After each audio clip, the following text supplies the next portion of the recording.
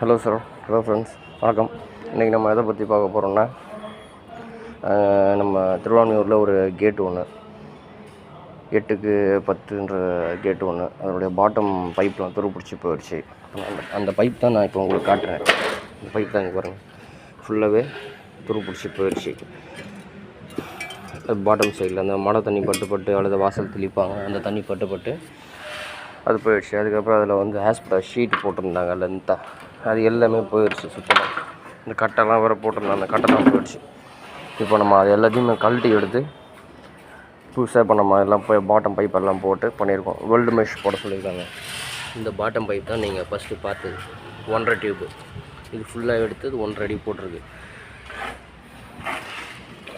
இது ஃபுல்லாக வந்து வெல்டு மெஷ்ஷு, எல்லாமே வெல்டு மெஷ்ஷு 1/1 3 mm திக்னஸில் ஃபுல்லாகவே போட்டிருக்கு. இடையில எல்லாமே 2510 ஃப்ளாட்டு கொடுத்துருக்கு. 25 mm thickness with 10 mm thickness இந்த ஃப்ளாட்டு. இந்த கேட்டு தொங்கி போயிடுது, யூஸ் பண்ணி இந்த இடம் லூஸ் ஆகிடுச்சு, தொங்கி போயிடுச்சு அப்படின்றதுக்காக கஸ்டமர் சொன்னாங்க.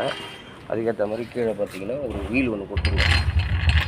அதை தூக்கி பிடிச்சி இந்த சப்போர்ட்டு வீல் கொடுத்துருவோம். இப்போ வந்து மேலே வந்து ஃபஸ்ட்டு லெவல் இல்லாமல் இருந்தது, இப்போ ரெண்டும் ஓரளவுக்கு ஓகே.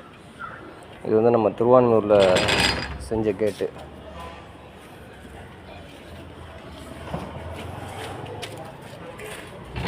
இது வந்து அவுட் சைடில் இப்போ நான் உங்களுக்கு காட்டுறது. அவுட்லுக் எப்படி பாருங்கள்.